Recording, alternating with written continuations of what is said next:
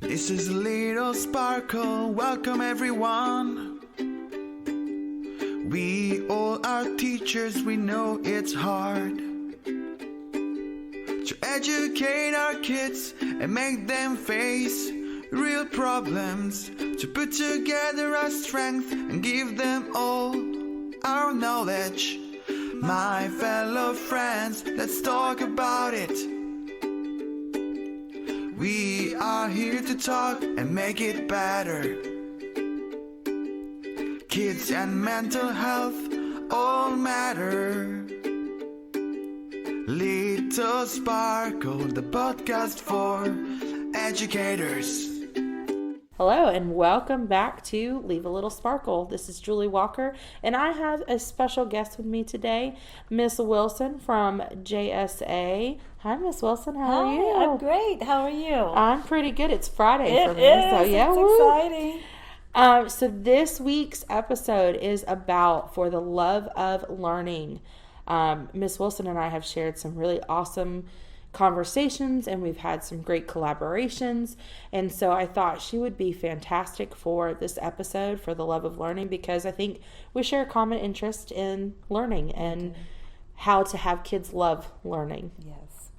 So tell me and our viewers just a little bit about yourself and maybe your educational journey. So I have been in education for about 28 years.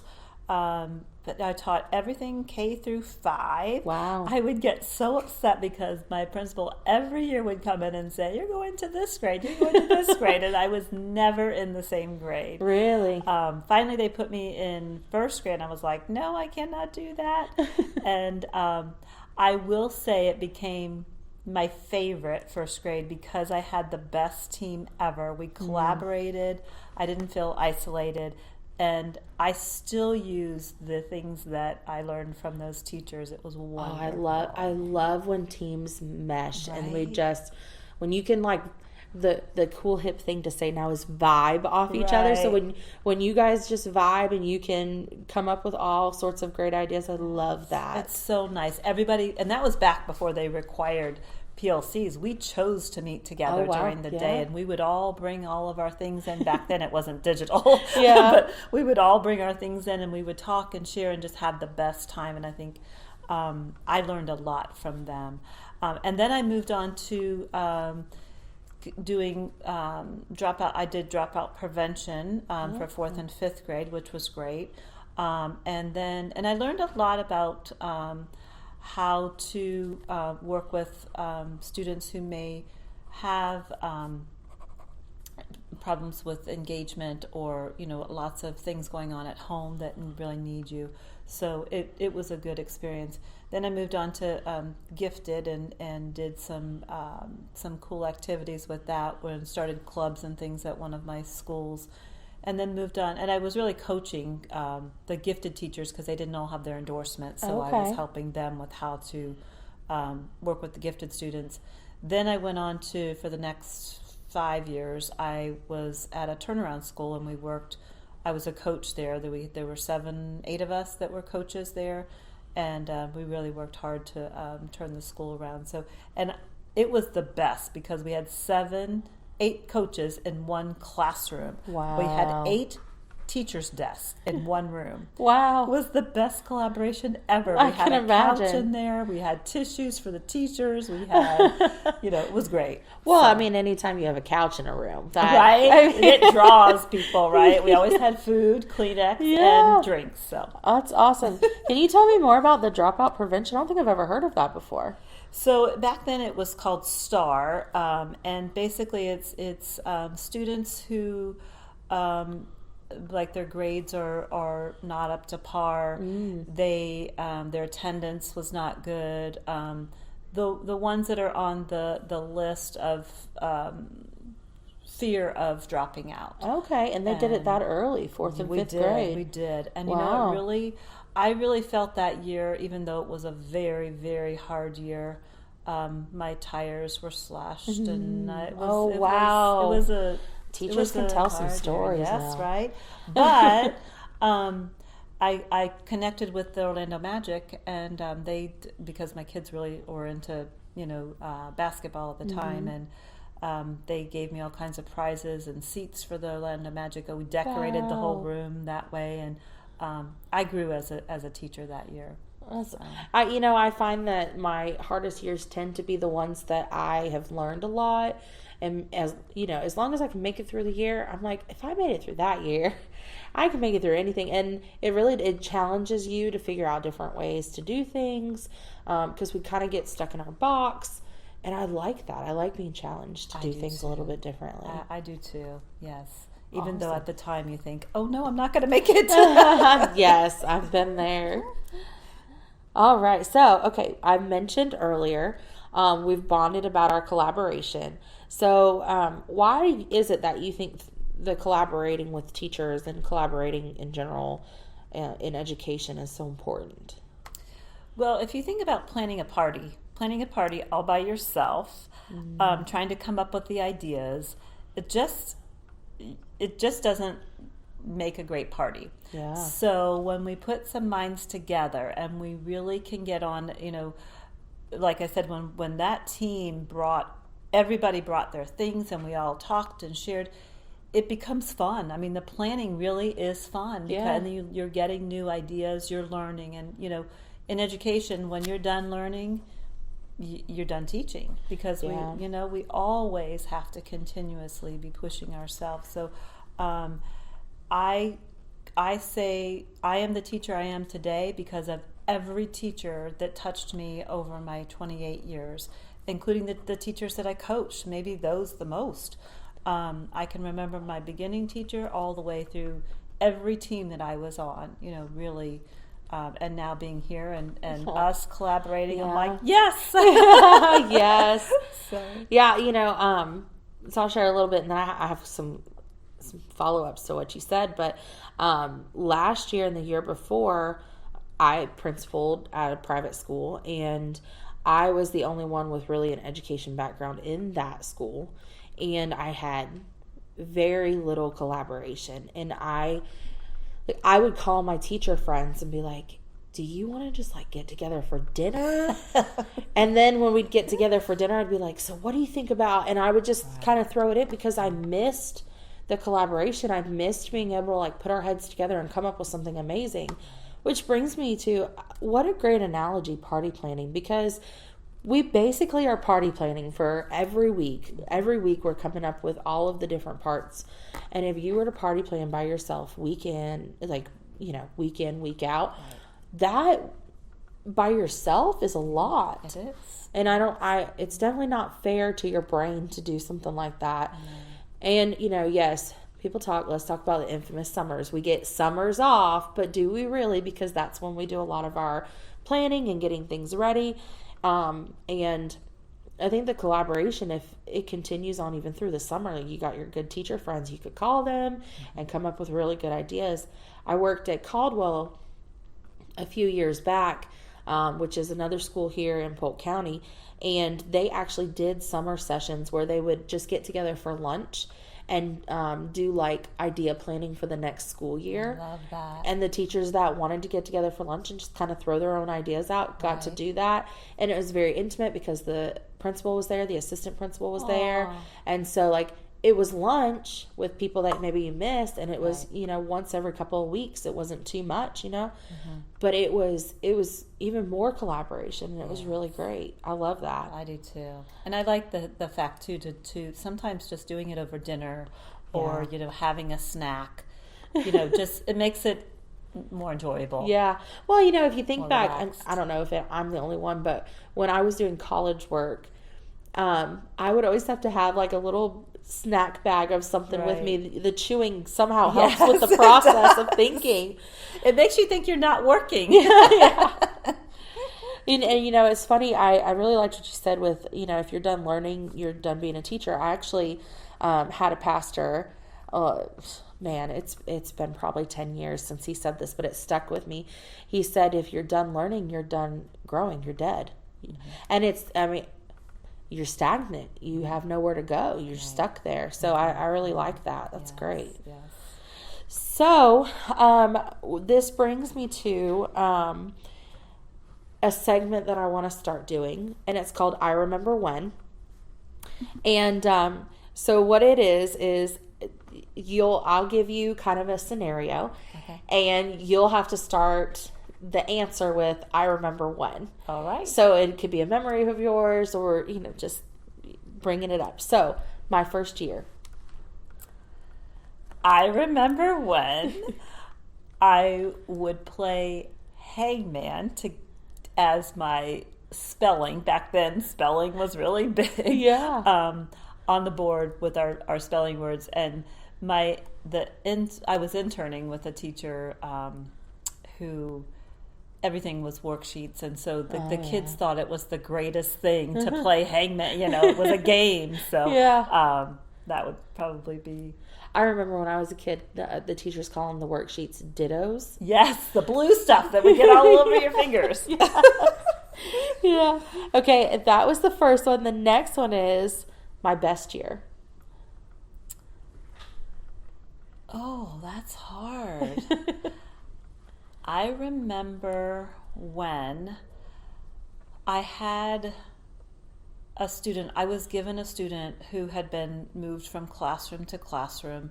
When he would get out of the car, he would be grabbing the seats, and it would take 3 or 4 people to get the child out of the car and then to get him into the classroom. It was awful. And they put him in my room, and I had just finished my gifted endorsement, and nobody would have ever thought that child was gifted, but he was. And so I had a lot of tools, in my toolbox, and that child went from F's and not wanting to come to school that year to A's, even though he still was had an incident with arson and some other things. But, oh my! But it really was it was my best year, because I really felt like and we always feel like we make a difference, but that year I really saw, the change in a student because of some of the things that I had learned how to do. It's always great when you get something new that you can pull out. And that's another reason why collaboration is so good, because you end up coming back with something new. And I think too, and the refresher of like, oh yeah, that could be used, like forgetting that you have those tools. Yes. Yeah. I know there's been sometimes I've been sent to professional developments at like other schools and things, and somebody will say something and be like, oh yeah, I could do that. And then I'll bring it back to class and it goes over great, and I remember, oh, that was a great way to do it. Yes. So that's I remember when. Awesome.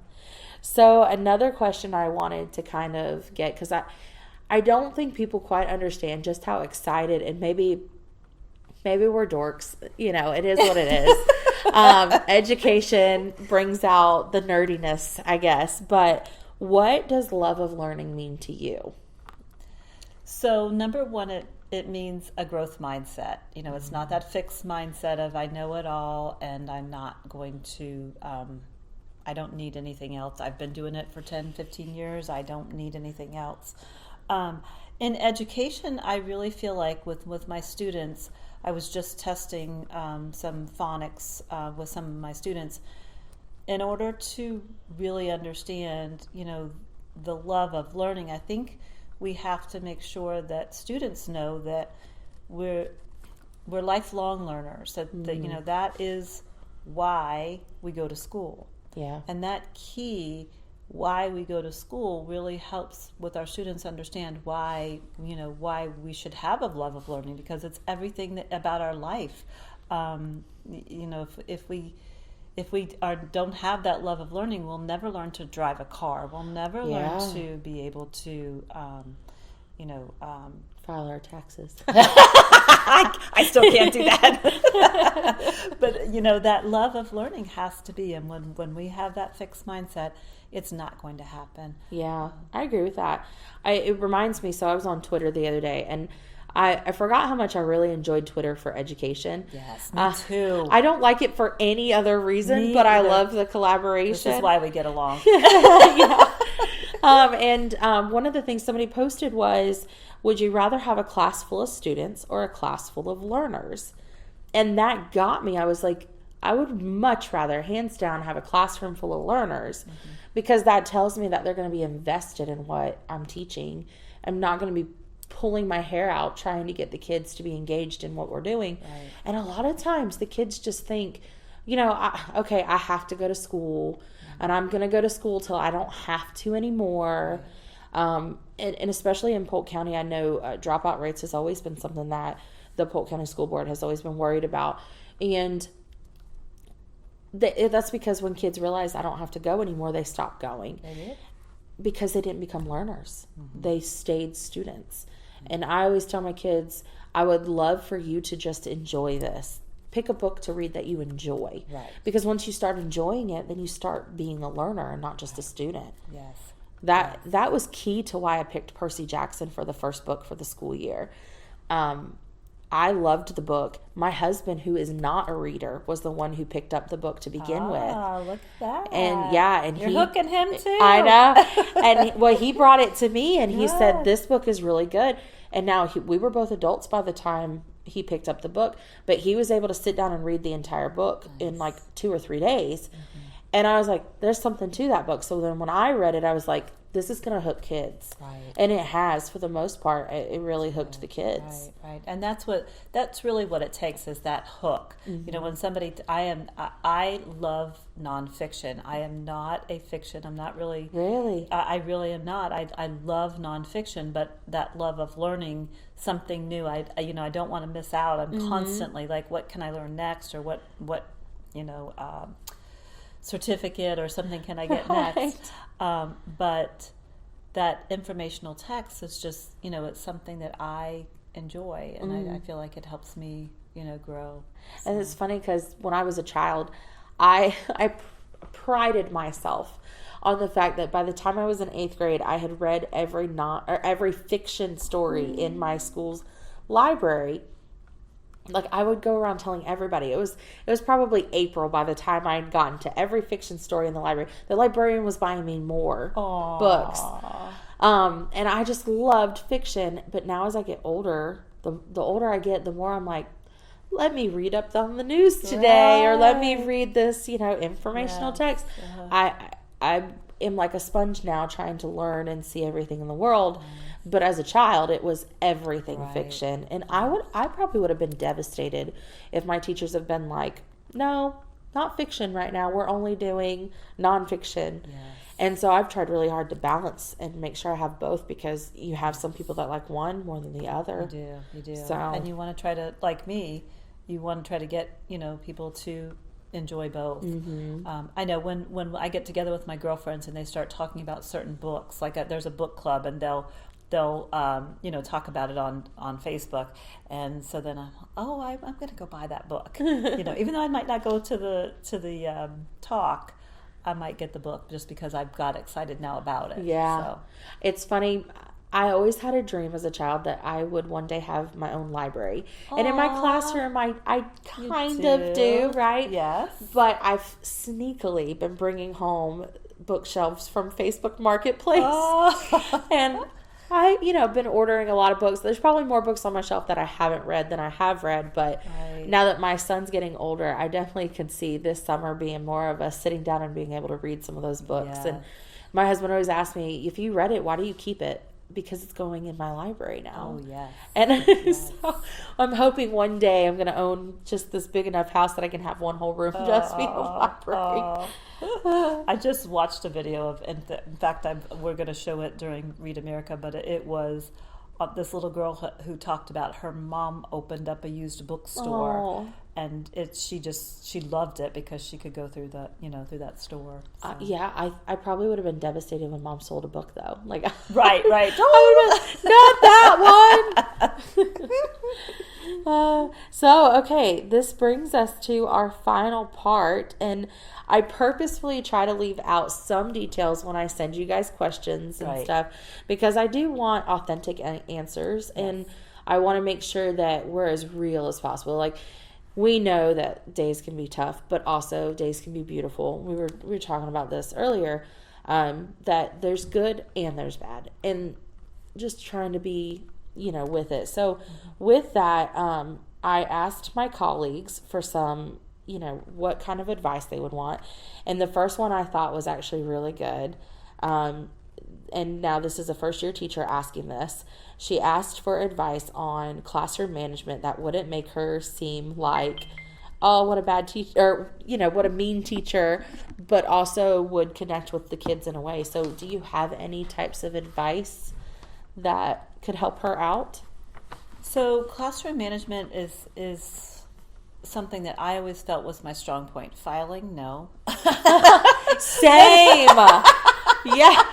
Filing and paperwork are probably my nemesis when it comes to teaching. Yes. Yes. But classroom management was always my best. And I think part of that is because putting myself through college, I worked at a kindergarten and I learned how to deal with students before I had to learn how to teach the students. Yeah. And that made a big difference, I think. But I did a lot of research, and so it takes 33 days to really have consistent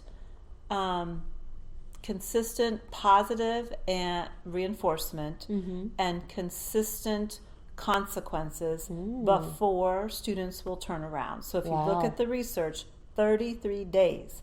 So in those 33 days, we have to constantly be reinforcing that good behavior. And it's not just handing out a buck. It's saying, here's your JAG buck. And as the whole class is acting up, I love, and the only time my voice raises is when a child is, when I'm praising someone, not when someone's misbehaving. They know me. And so when someone is, when the rest are maybe acting up, I find someone who is not. I love the way you are sitting in your chair with your feet underneath the table and you are focused. Here's your JAG buck.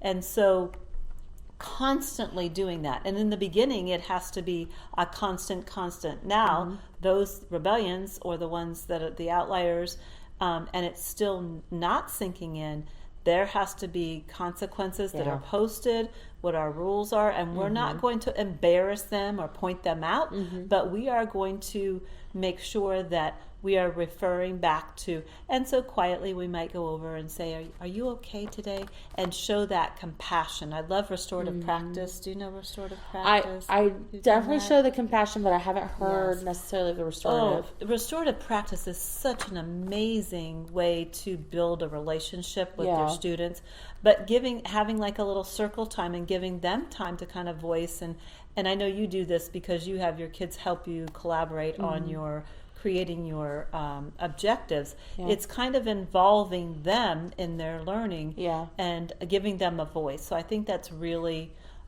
important. And ownership of their education. It is, yes. And, when we call their name immediately now, everyone's looking at them and now they just want to crawl under the table and now, the behavior is going to become worse. So by being able to have that body language to point up there to ask them, are you okay? And then after they're in trouble, maybe they have had a referral when they come back in.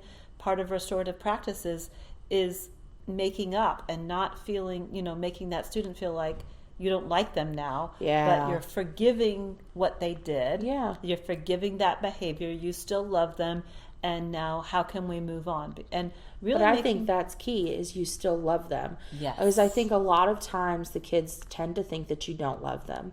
Or, she's always yelling at me. She's always getting on to me. If you don't have a relationship with the kids first, then you're going to have no classroom management. There's going to be nothing there for them to want to strive for. Right, because people don't want to upset someone that they have a relationship with. Exactly. And so yes, it makes a big difference. And like we said, career building. So why do we come to school?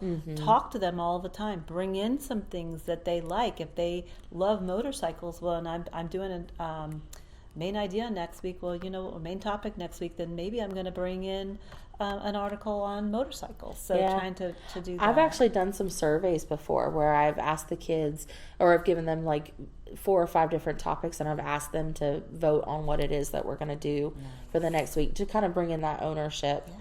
But I think for me, this is where I have a hard time because I have good classroom management, but I get tired because consistency is key. But there's always going to be that one that wants to push it. And, I get tired. So I get to the point where I'm like, what am I doing? and then I do lose my cool. But I think you did hit on it, though, is it comes back to restoring the relationship and making sure that that kid knows that you love them. And more often than not, when I have a kid that gets in trouble, that coming back and us talking about it afterwards changes the behavior. Me yelling at them didn't change the behavior. Me giving them consequences didn't change the behavior. It was the conversation afterwards that was just me and them when I say to them, I love you and I want to do what's best for you and your education and I want to help you.